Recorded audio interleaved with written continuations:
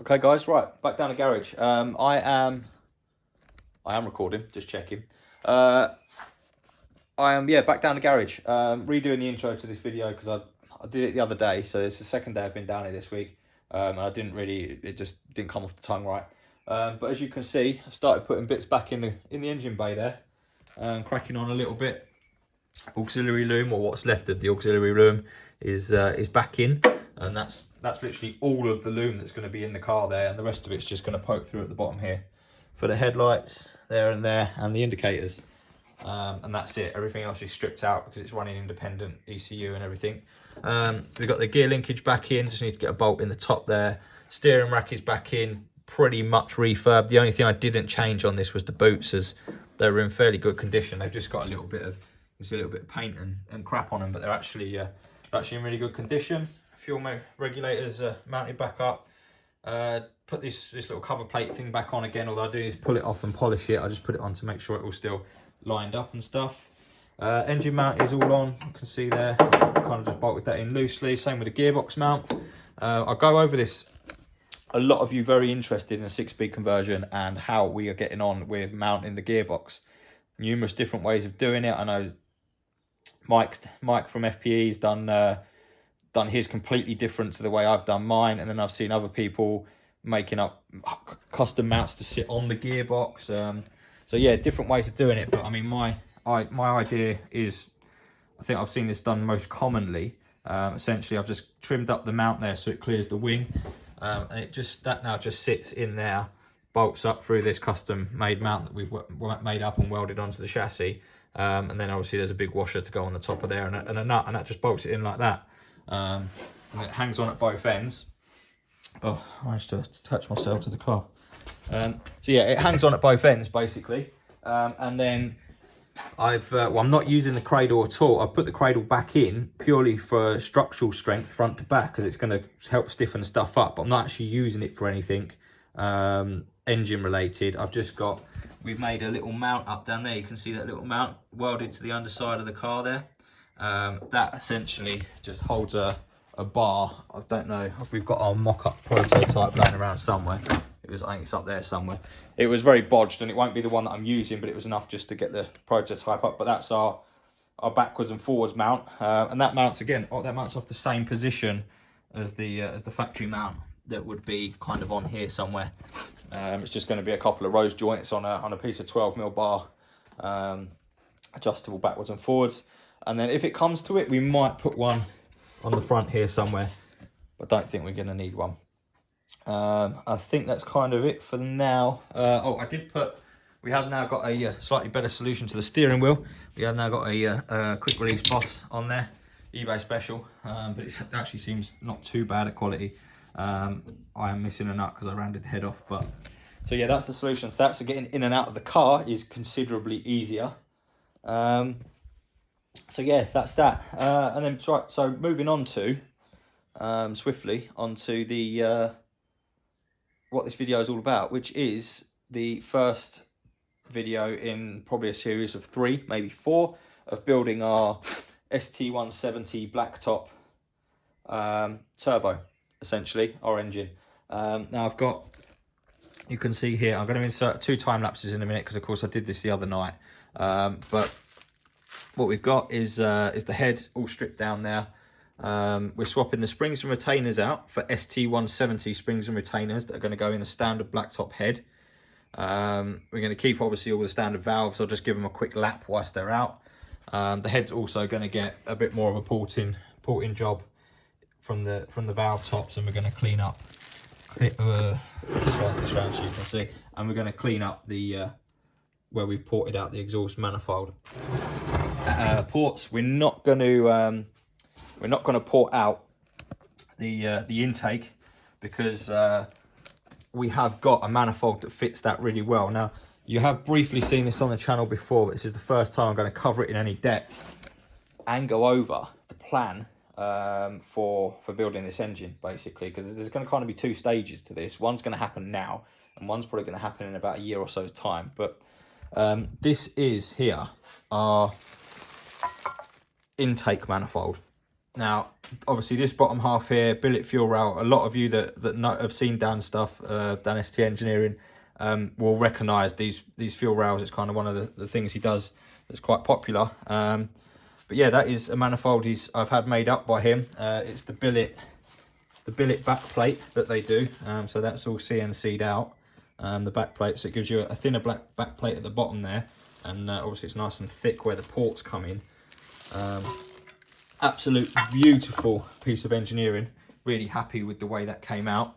And then on top of that, we have got our Toyota 4AG ITBs, which again, these are no stranger to the channel. We did a whole bit on making up a manifold that I had, a bit half-assed and bits and pieces, but making up a manifold for these that actually has now been binned. Basically, I sold the bottom half of it and scrapped the top half of it. But so these are all mounted up on there, nice and tight and lovely. And then the idea is to use, it's over here. Garage is a mess again. Garage is always a mess. I tidy it up, I do some work, it becomes a mess. Right. Excuse me. Right, and then the plan is to use a Nissan SR20 GTIR plenum off of a Pulsar, Nissan Pulsar. We've got the other half of the manifolds down there. I've nicked a few bits off of it, like the adjustable linkage. Actually, the Nissan linkage is a lot nicer than the Toyota one, and it's adjustable, so it's kind of good, nice for my needs. Just need to cut this machine screw back a little bit, but you know, that's all on there quite nicely. This all actuates very nicely, and the idea is we're going to boost the ITBs using that manifold, that plenum, sorry. Custom manifold there from DanST. Like I said, I'll show you the ports on this side here. You know, they've already been machined and polished out quite nicely, and they match up onto those ports there really nicely. So I'm not going to bother trying to port those out, because it'll just give me a step. It'll just give me a step in the run, and it won't look as nice. So the other thing turned up today, again from DanSTengeneering, nice little sticker. I've got about 5 of these stickers now. Is the base plate, and the thing is, obviously, this is the standard plenum, obviously off of the Pulsar, and this is all cast aluminium in one piece, and obviously doesn't fit my application. So what we've got instead is this 10mm aluminium plate, which is I'll offer it up down here just so you guys can see it. Is obviously an exact replica of that. And what we're going to do is essentially mount that on there and cut the holes out for that to mount up there. And then that goes on top of there like that. Now the problem, obviously, as you can see just there, is that's not a very big plenum. There's not a lot of space in there. So what Dan's come up with is they now do a spacer plate, which is this 10mm spacer plate. Essentially, it's that, just with the middle cut out. That sits on top like that, and then that sits, obviously, again, straight back on top of there. I'm trying to do this one-handed. It's not the best camera angle, but, and then obviously that then pumps the size of the chamber up considerably to a very similar size that this is, because you can see this has got a lip here. So that 10mm spacer is basically replacing that lip. So you end up with a very similar size that this original plenum was designed for, and obviously designed for a 2-litre engine, 2-litre turbo engine, which is exactly the same as that. So we basically end up with a near factory design, which, knowing Nissan, they do their sports cars quite well. So I've got quite a lot of faith in this. So yeah, that's what we're going to crack on with now. We're going to get all this this sorted. In fact, no, what I'm going to do now is insert time lapse of head and engine being stripped and bits and pieces. So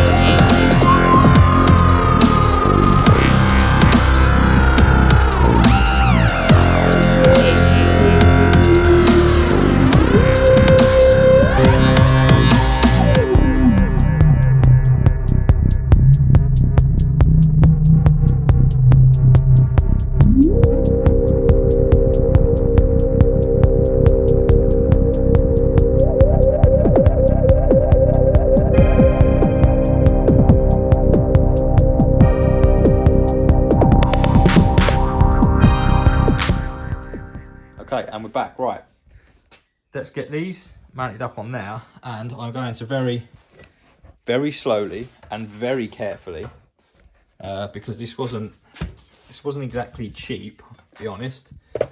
Very nice, don't get me wrong, I'm very happy with it, but it wasn't very cheap. What I don't want to do is, I don't want to fuck it up, basically. So yeah, we're going to take a bit of time, measure it once, measure it twice, measure it 3 times, cut it once, and then match it all up real nice. I'm going to cut everything with tolerance that I can then machine out afterwards, so that I definitely don't fuck it up, because otherwise it'll be another 60 quid that I've got to spend. That's what that cost there. That bottom piece is 60 quid.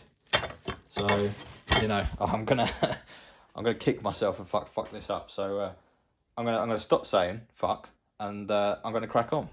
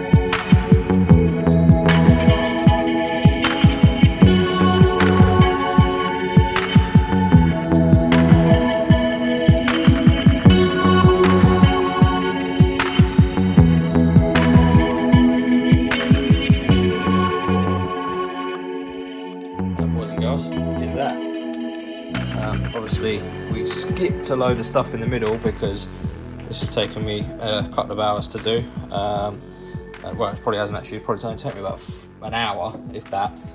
But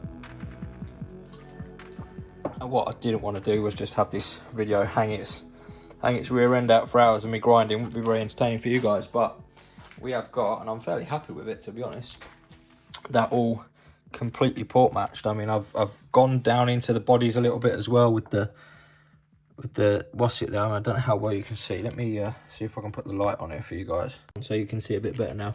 Obviously full of dust, which all needs real blasting and cleaning out. Aluminium dust, because I don't want any of that going inside the cylinders, because that will just make a mess. But you can see very, very small line just where they join.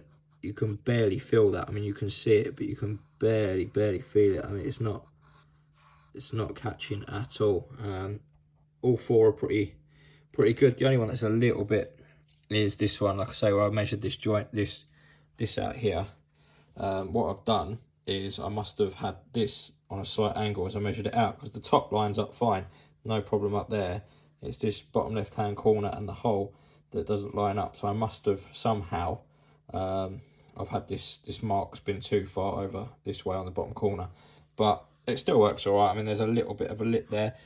I have considered trying to polish the ITB out to port match, but there's a little bit of extra on the back here, but there's not a lot. So I think, to be honest, it's probably gonna make minimal amounts of difference for the power that we're making. I don't think that's ever going to really be an issue.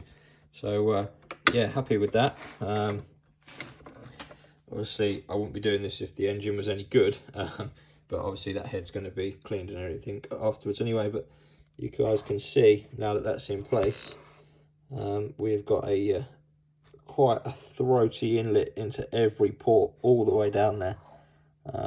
I'm quite happy with that. I can see that being a huge winner, all the way down into those ports, into those heads. So yeah, that's that. Next step, got to drill and tap all of these holes, and then just offer it all up to see how, well, that way around, like,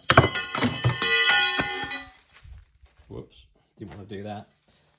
Offer it up that way around, and I'll get this all buttoned up. I'll get the top covers on, and I'll mock everything up on that engine actually, just so you guys can see kind of what it's going to look like. So yeah, let me get that done, and then I'll catch you in a second. Okay guys, I'm quite happy with this. Turned out quite nicely. All the holes drilled and tapped, all bolted up. On the top of the manifold there, put the rocker cover back on, just so you guys get an idea of what it's all going to look like once it's all a complete engine. I had to put the standard manifold back on, because with the weight on the back it was tipping the head off, because obviously the head's not bolted down. So I had to put that in there just to balance it out. But yeah, there it is, guys. I mean, I'm pretty chuffed, to be honest with you, with the way this has come out. You know, and it's no bigger really than the old one in length, so there should be plenty of space against the bulkhead there for everything. But yeah, I'm mega chuffed with how this came out. And the other thing is with the GTIRs is they had the recirc piping that went to the recirc valve coming off the bottom of here. So I've gone ahead and got myself a little eBay special, which is up here. I'll show you this now whilst we're here. Little blow off valve, dump valve, and essentially that will just mount up on the bottom here like that. And I need to get a little bit of hose that will adjust the size of it. But yeah, that will just mount up on the underside there, and then it'll be kind of hidden. It won't stick out. You know, the idea is, I never meant for this car to end up this way, but the more I crack on with it and the better everything starts coming out, the more I'm really inclined to try and make this a really clean car. You know, the idea was originally we were just going to do the metal work, make it structural, put a bit of paint on it, and just rag the shit out of it, for want of a better phrase. But actually, this is slowly becoming a much nicer car than I ever planned on building, which is nice. It's nice. It's working. But yeah, so that's it, guys. I mean, that's the inlet. The inlet all bolted up. Huge shout out to DanSTengeneering. Guys, if you haven't had anything off of him, or you're in the market to be getting, I mean, they do everything, you know.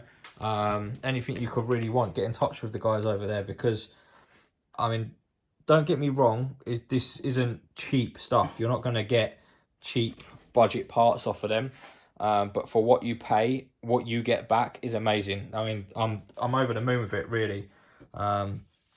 This is a lovely little setup, and it's a bit different. You don't see many boosted ITB setups nowadays, but I'm quite chuffed. I'm liking that a lot. So guys, I'm going to leave that video there. I'm going to actually carry on for tonight. I'm going to trek on into the early hours. I'm going to carry on just porting ahead a little bit, but you guys will obviously have to wait until the next video, episode 2 of building the turbo engine, for that. Otherwise this one will just go on forever. But as always, guys, like, subscribe, comment, hit us up.